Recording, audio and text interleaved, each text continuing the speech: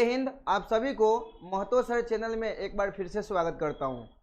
आज हम लोग जो पोलिनोमियल चैप्टर्स हैं इसका इम्पोर्टेंट क्वेश्चंस करेंगे, क्योंकि बहुत सारे स्टूडेंट बता रहे थे कि प्रैक्टिस के लिए जो एनसीईआरटी टेक्स्ट बुक्स हैं उसमें 4-5 ही क्वेश्चंस हैं। ठीक है, तो हम ये इम्पोर्टेंट क्वेश्चंस लेके आए हैं। ठीक है, तो आप बने रहिए, सारे क्वेश्चंस एक एक करके सोल्व करते रहेंगे। ओके, तो चलिए हम सीधा स्टार्ट करते हैं। देख लीजिए क्वेश्चंस में क्या दिया गया है। Find the zero of the following quadratic polynomials and verify the relationship between zero and the coefficient. आपको क्या करना है, सम ऑफ जीरो और प्रोडक्ट ऑफ जीरो फाइंड करना है और आपको रिलेशनशिप भी बताना है। तो चलिए स्टार्ट करते हैं। क्वेश्चन नंबर फर्स्ट में देखिए क्या लिखा गया है, x² + 7x + 12। ठीक है, आपको इक्वल टू क्या ले लेना है, जीरो ले लेना है। क्या लेना है, जीरो लेना है। क्वेश्चंस के इक्वल टू क्या लेना है, जीरो लेना है। ओके, स्टेप नंबर फर्स्ट आपको याद रखना है। इसमें क्या करना है, सबसे पहले इसके नीचे वाले जो टर्म्स है उसको एज इट इज लिख देना है और लास्ट वाले फर्स्ट वाले टर्म और लास्ट वाले टर्म्स को एज इट इज लिख देना है। x² लास्ट वाले टर्म + 12 इक्वल टू 0, इसको आपको एज इट इज लिख देना है। समझ में? अब क्या करना है, आपको फर्स्ट से लास्ट में मल्टीप्लाई करना है। क्या करना है, फर्स्ट से लास्ट में मल्टीप्लाई करना है। ओके, तो x² × 12 करेंगे तो क्या होगा बताइए, 12x²। क्या होगा, 12x²। अब देखिए ये जो 12 आया ना, ये 12 का हम लोग क्या करेंगे, एलसीएम निकालेंगे। क्या निकालेंगे, एलसीएम निकालेंगे। अब देखो बच्चों, ये 12 का एलसीएम निकाले, 2 6 जा 12 और 2 3 जा 6 और 3 1 जा 3। समझ में आया? क्या क्या किए, एलसीएम निकाले। अब एक बात बताना, यहाँ पे एडिशन करने पे आपको मिडिल टर्म्स को क्या करना है, स्प्लिटिंग करना है। क्या करना है, स्प्लिटिंग करना है।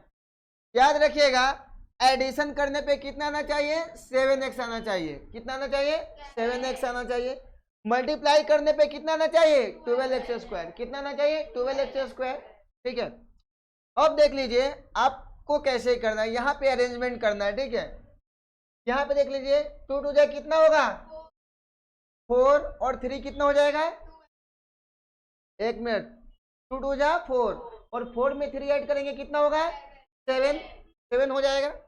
और दूसरी बात है 4 3 जा कितना होगा, 12। तो हम क्या अरेंजमेंट करेंगे, 4x और प्लस 3x। समझ में आया? मतलब 4x और 3x कितना है, 7x। समझ में आ रहा है ना, 4x और 3x कितना, 7x। अब मल्टीप्लाई करके देखो, ये जो मिडिल टर्म्स स्प्लिटिंग किए हैं इसको क्या करना है, मल्टीप्लाई करके देखो, क्योंकि मैंने बताया कि मल्टीप्लाई करने पे कितना चाहिए, 12x² आना चाहिए। कैसे होगा देख लीजिए, 4x × 3x कितना हो गया, 4 3 = 12 और x में x से मल्टीप्लाई हुआ कितना हुआ, x²। समझ में आया? तो देखो अब आपको क्या करना है, यहाँ पे कॉमन लेना है। क्या करना है, कॉमन लेना।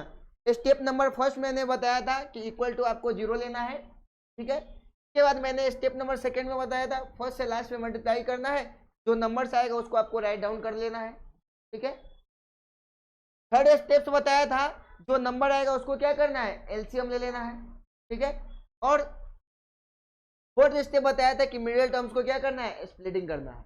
कैसे स्प्लिटिंग किया आपको बताया, फर्स्ट वाले जैसा था और लास्ट वाले एज इट इज हमने लिख दिया। ठीक है, फर्स्ट में लास्ट से मल्टीप्लाई करके 12x² आया है, इसका हमने एलसीएम ले लिया। एलसीएम लिया तो यहाँ पे टर्म्स अरेंज करना था कि एडिशन करने पे कितना आना चाहिए, 7x आना चाहिए। तो हम 4x और प्लस 3x लिखे, क्या है, 7x है ना, एकदम आसान है। अब देख लीजिए ये दोनों टर्म्स में हमको कॉमन लेना है। क्या लेना है, कॉमन लेना है। कॉमन हम उसको लेंगे जो दोनों टर्म्स में प्रेजेंट रहता है, उसको क्या लेंगे, कॉमन लेंगे। अब देखो बच्चों, ये दोनों में क्या प्रेजेंट है, x दोनों में आ रहा है। समझ में आ रहा है, x कॉमन लेंगे तो इसके अंदर वाला एक x बच गया, प्लस x तो ऑलरेडी कॉमन ले लिए हो, यहाँ पे क्या है 4। ठीक है, अब देखो प्लस है तो प्लस, ये दोनों में हम क्या कॉमन लेंगे, 2 तो कॉमन ले नहीं सकते हैं क्योंकि 2 के टेबल में 3 नहीं आता। हम क्या कॉमन लेंगे, 3। क्या कॉमन लेंगे, 3। तो 3 कॉमन ले लिए, अंदर में क्या बचा, x प्लस 3 का टेबल कितने बार पढ़ेंगे, जो 12 आएगा 4 बार, तो यहाँ पे आया 4 इक्वल टू 0 है। अब एज इट इज लिख दीजिए। समझ में आ रहा है ना, अब देखो क्या करना है आपको, ए वाली वैल्यू और ए दोनों सेम आया है, तो हमारा कैलकुलेशन क्या है, 100% क्या है, सही है। तो ए दोनों में से एक टर्म्स आप लिख दो x+4, और ए वाले टर्म्स x, और ये सेकेंड टर्म्स आपको एज इट इज लिख देना है, और इक्वल टू। समझ में आ रहा है ना। देखिए आपको बोर्ड पे ध्यान देना है, एक एक चीज समझ में आता रहेगा, और यहाँ पे आपको एरो का सिंबल प्रोवाइड करना है। समझ में आ रहा है। अब देखो बच्चों क्या है, x+4 और एक क्या है x+3 इक्वल टू 0। अब आपको क्या करना है, एक बार x+4 के बराबर में 0 लेना है, एक बार x+3 के बराबर में क्या लेना, 0। तो यहाँ पे देखो x+4 इक्वल टू क्या लेते हैं, 0। x की वैल्यू क्या है, a+4 है, राइट साइड में जाएगा तो क्या होगा, माइनस। समझ में आया, एक तो वैल्यू है क्या, दूसरा नंबर x+3 इक्वल टू क्या है, 0। x की वैल्यू क्या है बच्चों, -3। अच्छे से समझ में आ गया, समझ में आया ना। अब ये स्टेप्स को इरेज करता हूँ, फिर रफ वर्क में आपको कैलकुलेशन।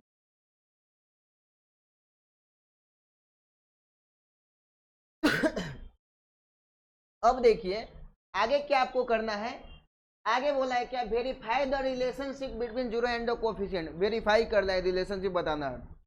मैंने बताया था दो फॉर्मूला बताया था, एक सम ऑफ जीरो और एक प्रोडक्ट ऑफ जीरो, ये दो रिलेशनशिप है। अब देख लीजिए सम ऑफ जीरो के लिए आपको क्या करना है, सम ऑफ जीरो का मैंने फॉर्मूला बताया है, क्या बताया है, सम ऑफ जीरोज क्या होता है, अल्फा प्लस बीटा, क्या होता है बच्चों, -b/a होता है। ओके, तो पहला होता है अल्फा प्लस बीटा का -b/a। और एक बात और याद रखना आप, जो एक्स स्क्वायर है +7x + 12 इक्वल टू 0 लिखे थे, यहाँ पे a की वैल्यू मैंने बताया था, एक्स स्क्वायर का कोफिशिएंट होगा वो क्या होगा, a की वैल्यू 1, b की वैल्यू कितना है 7, c की वैल्यू बच्चों क्या है 12। समझ में आ रहा है। अब देखिए सम ऑफ जीरो के लिए अल्फा की वैल्यू हमारे कितना है, -4, बीटा की वैल्यू कितना आया है, -3, माइनस फॉर्मूला से b की वैल्यू बच्चों कितना है 7, और a की वैल्यू कितना है 1। अब देखो -4 और प्लस माइनस क्या होगा, -3 इक्वल टू क्या है माइनस, ठीक है। -4 और -3 कितना हो गया, -7 इक्वल टू क्या आ गया, -7। माइनस माइनस क्या हो गया, कैंसिल, माइनस माइनस क्या हो गया, कैंसिल कर दिए। अब देखो 7 बराबर क्या हो गया 7, LHS बराबर बच्चों क्या आया, RHS, फटाफट लिखते जाओ, ठीक है। LHS बराबर क्या हो गया, RHS।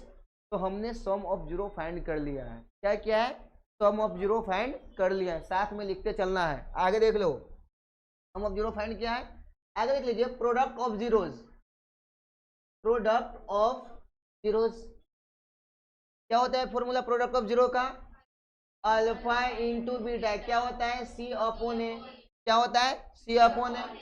अल्फा की वैल्यू बच्चों क्या है -4, बीटा की वैल्यू कितना है -3, सी की वैल्यू कितना है 12, कितना है 12, ए की वैल्यू कितना है 1।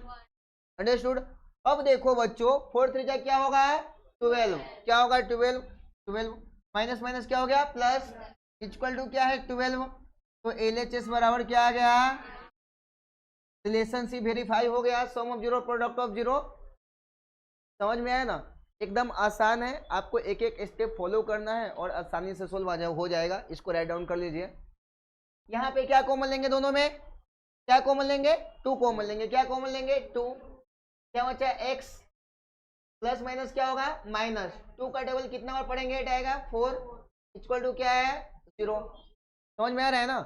अब देखो आपको क्या करना है, ये दोनों हमारा क्या है सेम आया है, तो दोनों में से एक आपको राइट डाउन करना है x -4, और एक क्या करना है, ए वाले मल्टीप्लाई वाले टर्म्स और ये सेकेंड वाले आपको एज इट इज लिख देना है। क्या करना है आपको, एज इट इज लिखना है। समझ में आ रहा है। अब देखो आगे क्या करना है आपको, एक बार क्या करना x -4 इक्वल टू क्या करना 0 लेना, तो x की वैल्यू क्या आएगी, ये -4 है उधर गया तो क्या हो गया बच्चों +4। समझ में आ रहा है। अब देख लीजिए x + 2 इक्वल टू क्या है 0, x की वैल्यू कितना है -2। पता चल रहा है सबको। तो ऐसे ही समझ में आपको आता रहेगा क्योंकि एक एक कॉन्सेप्ट आपको अच्छे तरीके से राइट डाउन करते जाना है सिस्टमेटिकली। ठीक है, आगे बढ़े। ठीक है, तो मैं इरेज कर देता हूँ।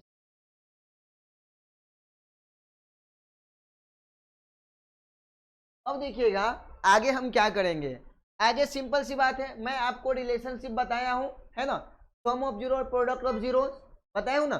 सबसे पहले क्वेश्चंस में आपको क्या दिया था, x square minus 2x minus 8 था। ए की वैल्यू कितना है 1, बी की वैल्यू बच्चों कितना है, बी की वैल्यू कितना है -2, सी की वैल्यू कितना है -8। समझ में आया। अब देखो आपको क्या करना है रिलेशनशिप के लिए, सम ऑफ जीरोज, क्या करना है sum of zeros, alpha plus beta क्या होता है माइनस बी अपॉन ए, क्या होता है माइनस बी अपॉन ए। अब देख भाई अल्फा की वैल्यू कितना है 4, अल्फा की वैल्यू क्या है 4, बीटा की वैल्यू कितना है -2। समझ में आ रहा है। अब देख माइनस बी की वैल्यू कितना है -2, तो माइनस तो फॉर्मूला का है, बी के प्लेस पे क्या रखेंगे -2, ए के जगह पे क्या है 1। अब देखो 4 plus minus -2 equal to minus minus +2। समझ में आ रहा है। अब देखो 4 में से 2 गया क्या हुआ 2 इक्वल टू क्या है 2, LHS बराबर क्या है, समझ में आया अच्छे से। दूसरा रिलेशनशिप फाइंड करेंगे, दूसरा रिलेशनशिप फाइंड कर लो बच्चों, product of zero, product of zeros, product of zeros, product of zeros में क्या होगा अल्फा इंटू बीटा, क्या होता है सी अपॉन ए, क्या होता है सी अपॉन ए। ठीक, अब देखो अल्फा की वैल्यू कितना है 4, बीटा की वैल्यू बच्चों कितना है -2, क्या होगा सी की वैल्यू कितना है यहाँ पे -8, ए की वैल्यू कितना है 1, 4 टू जा -8 इक्वल टू क्या है -8। समझ में आ रहा है ना। तो देखो माइनस से माइनस क्या हो जाएगा, कैंसिल कर दूं तो 8 इक्वल टू क्या आ गया 8, LHS बराबर बच्चों क्या आ गया RHS। क्वेश्चन हो गया हमारा सोल्व, है ना। तो इसी प्रकार से आपको सिस्टमेटिकली सोल्व करते हुए जाना है। इसको राइट डाउन कर लीजिए फास्ट।